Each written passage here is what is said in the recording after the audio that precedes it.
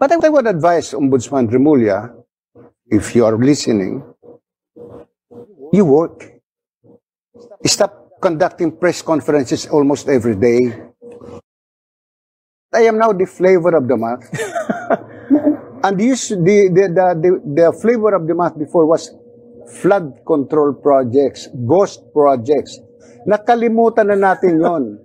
The flavor of the month was the trillion peso march. Nakalimutan na ng tao. Hindi pa naman po. So is this not a way to divert the attention of the people? Well, I look at it as, as a diversionary tactic, as I said, to let the people in the meantime forget about the ghost projects, about the flood control anomalies.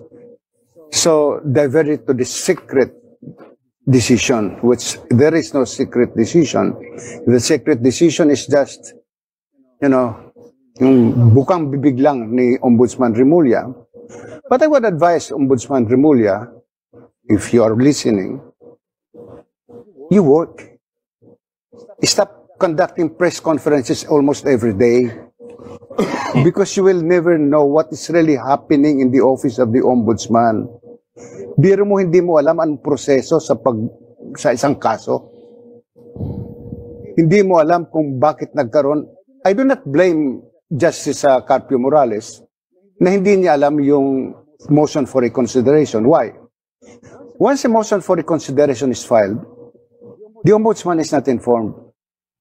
The Records Division sends that motion for reconsideration together with the records immediately to the handling hearing officer, the one who issued the decision.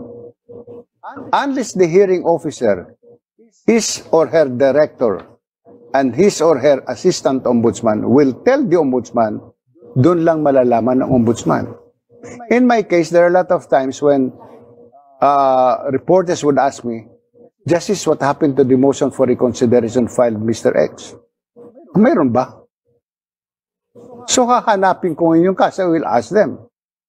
Even cases that are filed, hindi alam ng ombudsman yon. Kaya kung minsan nagmumukhang tanga yung ombudsman. Kaya kung wala kang gagawin, press con ka na mag-press con, wala ka talaga malalaman sa ombudsman ko. Now, why is it na sinasabi niya, bakit hindi alam na ibang grupo yung existence ng motion for reconsideration? Dahil yung ginagawa ko, hindi dapat malaman ni Atty. Trixie. Why? Baka pag nalaman ni Atty. Trixie, ibenta yung ginagawa ko. All Atty. Trixie has to do, if my recommendation is favorable to the respondent, look for the respondent and tell the respondent, gusto mo manalo sa kaso mo? Bigay ka lang ng 20 million. It happened several times. Bigay ka lang 20 million, ako nang bahala kay ombudsman. Bigay ka 20 million, wala namang kaalam-alam yung ombudsman. Ang delikado lang doon, which happened in one case, ni-reverse ng ombudsman yung recommendation ng investigating officer, yung findings.